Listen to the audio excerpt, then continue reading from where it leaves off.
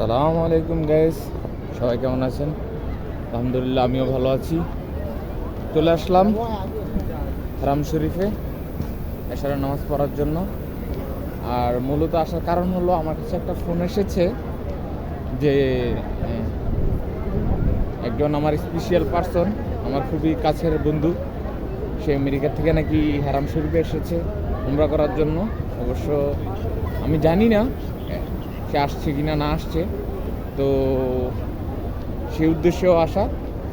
এখন যাই দেখি, সে নাকি 309 নম্বর গেটের দিকে আছে। এখন যাইয়ে দেখি সে আছে কিনা ওখানে। সাথেই থাকবেন আমাদের। এইমাত্র এশার নামাজ শেষ করলাম, কিন্তু এখনও বন্ধুর দেখা পাইনি। ইনশাল্লাহ হয়তো বা পেয়ে যাব। এখন নামাজ শেষ করে আবার উঠলাম বন্ধুর খোঁজে, দেখি বন্ধু কোথায় আছে। বড় হয়ে লোক এমনি দেখা যাবো কখনো ভাবি নাই। চলে আসছে, চলে আসছি।